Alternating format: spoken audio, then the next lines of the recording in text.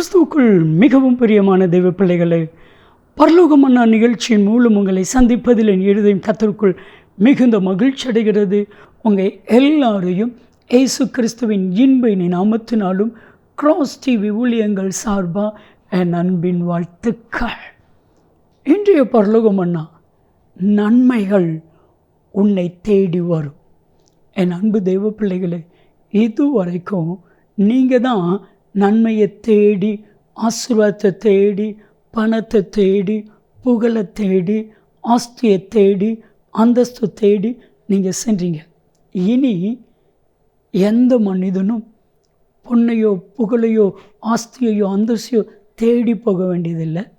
உங்களை தேடி எல்லாம் வரும். உங்களை தேடி நன்மைகள் வரும். காரணம் என்ன? வேதம் தெளிவாக சொல்கிறது. சங்கீதம் 34:10 நீங்கள் வாஸ்து பார்த்தீங்கன்னா, நம்ம எல்லாருக்கும் இந்த வசனம் தெரியும். சிங்கக்குட்டிகள் தாழ்ச்சியடைந்து பட்டினியாக இருக்கும், கர்த்தரை தேடுகிறவர்களுக்கோ ஒரு நன்மையும் குறைந்து போவது இல்லை. என் அன்பு தெய்வ பிள்ளைகளை, கர்த்தரை தேடுகிற உங்களை தேடி எல்லா நன்மைகளும் கடந்து வரும். என்னென்ன நன்மைகள் உங்கள் வாழ்க்கையில் இல்லையோ அந்த நன்மைகளெல்லாம் உங்களை தேடி வரும். நீங்கள் எந்த நன்மையை எதிர்பார்த்தீங்களோ அந்த நன்மை உங்களை தேடி வரும். மாற்றமே இல்லை.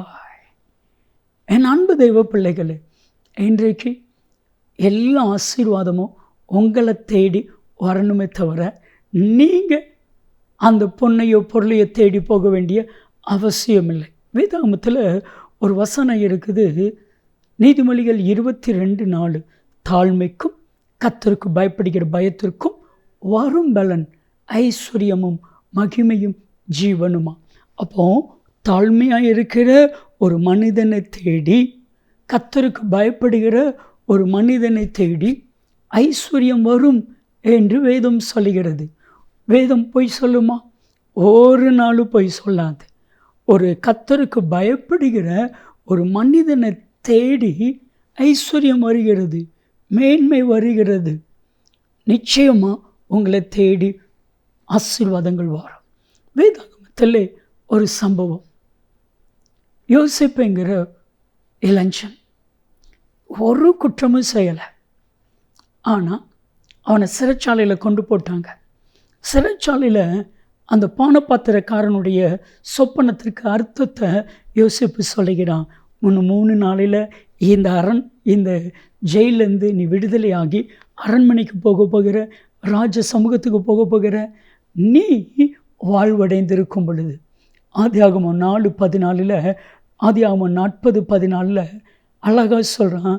நீ வாழ்வடைந்திருக்கும் பொழுது என்மேல் தயவு வைத்து என் காரியத்தை பார்வோனுக்கு அறிவித்து இந்த இடத்துலேருந்து என்னை விடுதலை ஆக்கணும்.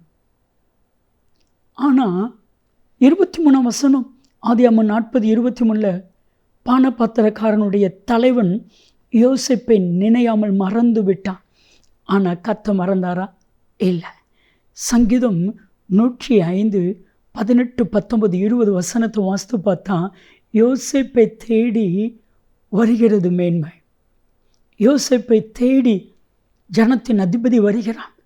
யோசேப்பை கட்டவிழ்கிறான். ராஜா அவனை தேசத்திற்கு அதிபதியாக தன் வீடுக்கெல்லாம் ஆண்டவனுமாக வைக்கிறான். ஆதியாகமம் 41:41 யோசேப்பை கர்த்தர் உயர்த்தினார். யோசேப்பை தேடி ஆசீர்வாதம் நன்மைகள் வந்தது. உங்களை தேடி நன்மைகள் வரும். ஜெபிக்கலாமா? அன்பின் தகப்பனே, உம்முடைய பிள்ளைகளை தேடி நன்மையும் கிருபையும் செல்வமும் செழிப்பும் வரட்டும். இயேசுவின் நாமத்தில் ஜெபிக்கிறோம் ஜீவனுள்ள பிதாவே, ஆமென், ஆமென். உங்களை தேடி நன்மை வரும்.